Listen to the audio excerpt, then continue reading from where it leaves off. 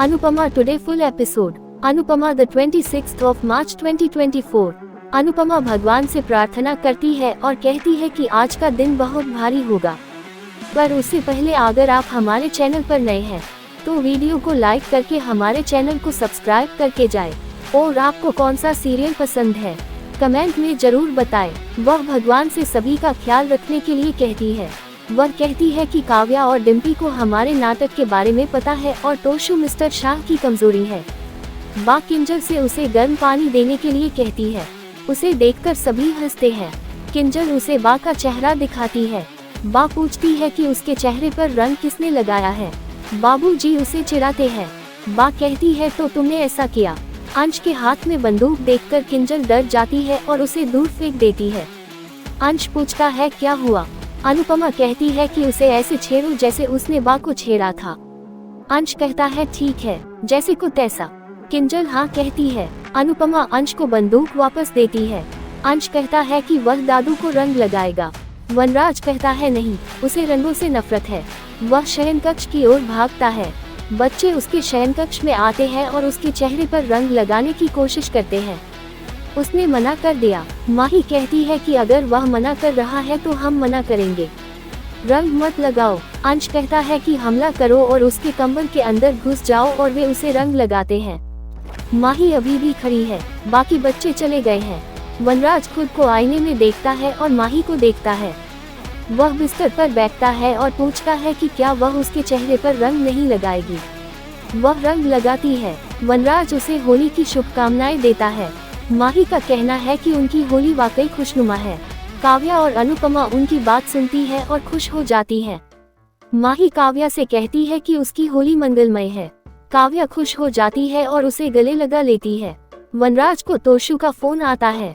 यशदीप बीजी के पास आता है। बीजी कहती है कि हम सबको सच बताएंगे। यशदीप का कहना है कि उनकी खुशी क्यों कम की जाए। विक्रम बताता है कि पानी पूरी अच्छी है। अनुपमा, वनराज और अन्य लोग वहां आते हैं।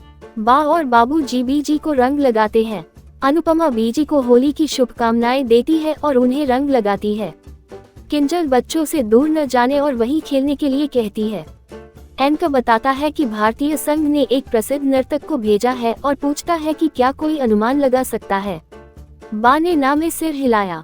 टीटू स्टेज पर आता है और डांस कर सभी को हैरान कर देता है। वह नीचे आता है और अनुपमा, बा, बाबूजी, वनराज और अन्य का स्वागत करता है। पाखी को जलन होती है। अनुज और श्रुति वहां जश्न मनाने आते हैं। अनुपमा उनकी ओर देखती है। तोशु किंजल और परी पर नजर रख रहा है। पाखी आरुष को बधाई देती है और उसे होली की शुभकामनाएं देती है। सोचती है कि तोशु एक सितारा है, लेकिन आरुष बहुत आकर्षक है। अनुपमा उन्हें देखती है। बा उनके पास आती है। पाखी आरुष का परिचय कराती है। किंजल बच्चों से कहती है कि वे उसकी नजरों से ओझल न हो। बा उसे चिंता न करने के लिए कहती है। तोशु ढोल वालों के भेष में उन पर नजर रख रहा है। अनुज बाबूजी और यशदीप का स्वागत करता है और अनुपमा के पास से चला जाता है। यशदीप ने अनुपमा को होली की शुभकामनाएं दी। अनुपमा भी उसके लिए यही कामना करती है। अनुज उनकी बात सुनता है।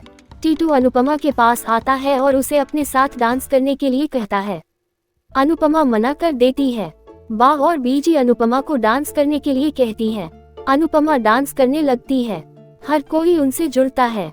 काव्या वनराज के पास आती है और उसे होली लगाती है। वह उसके चेहरे पर होली का रंग भी लगाता है। बाबूजी अनुज को डांस करने के लिए बुलाते हैं।